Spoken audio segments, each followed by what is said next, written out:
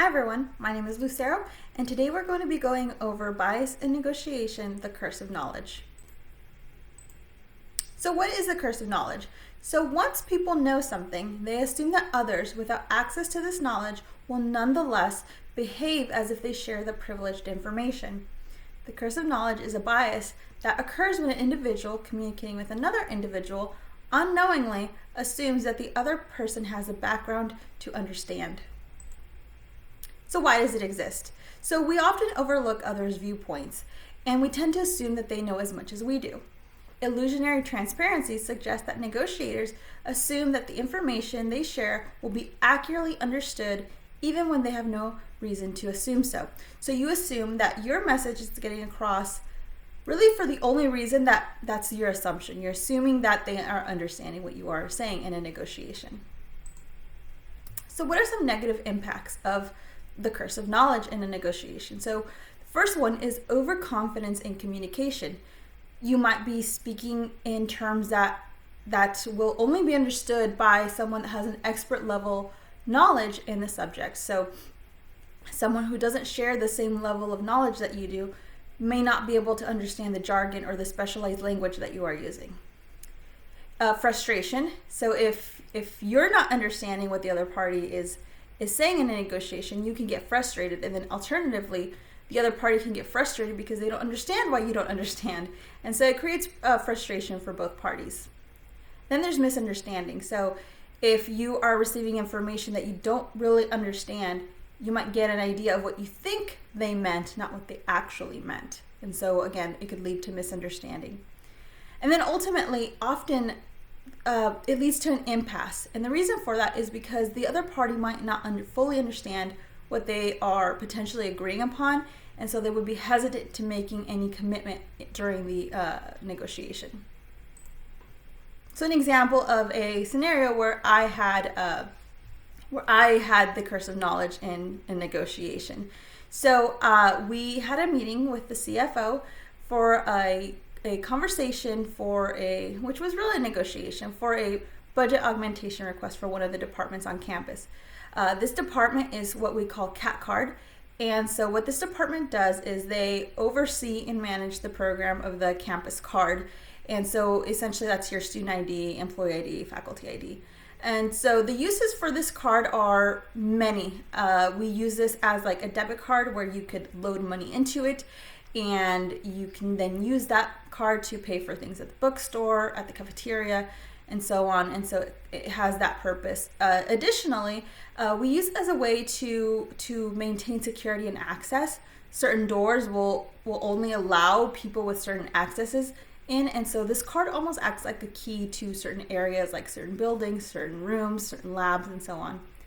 Also, you can use this card as a way to check out books. Faculty, staff, and students can check out books, and so at the library they can use the card to check out books. Lastly, you can also use this card as a way to track attendance, track attendees on where they're attending, which events. And so as you check into an event, often you use your card to sign in, and then that gives the department information on who attended their events, or also like who attended the study sessions that sometimes professors require. So there's a multitude of purposes for this card, and so the campus gives the department an allocation as their budget. As a student, as a first-time student, as a faculty, as a staff, the first time you receive your card, it's free of charge. There's only a charge if you lose it, and so the department really relies on campus to provide them that funding for operations. And so this department just does not have enough to provide the funding that is required to maintain the software and the hardware, and then the staff that are paid out of this department. So there's two staff people, so salary and benefits plus the hardware and software are covered by this department, and so it's just not enough. And so what happens is it creates a deficit on a yearly basis, which carries forward to the next year, and so it created a structural deficit for the department. Now, so the meeting was to request a budget augmentation. The CFO did not understand why we needed a budget augmentation, and we didn't understand why he didn't understand that we needed a budget augmentation. So the bulk of the meeting was really spent around how are you spending your budget and around expenses, and so he didn't fully understand why we needed a budget augmentation. And again, we were like, we didn't understand why he didn't understand that we needed a budget augmentation. So at the end, similarly, it led to an impasse. There was no decision made. He just didn't feel comfortable. He didn't feel like he had enough information to make a decision on whether we could receive a budget augmentation or not. Weeks later, separate conversation, I learned that the CFO did not know what the budget was for that department. And that information was never discussed during that negotiation. The reason for that is we assumed that he knew. We assumed that the CFO knew what our budget was. So we never actually said it. We never said, we only received $250,000. It's just not enough. So without having that piece of information, he didn't know that it wasn't enough. He just assumed we had enough budget to cover those operations. And so that was an example of curse of knowledge, of where we assumed he had information that he actually didn't have. So what are some ways to counter the curse of knowledge?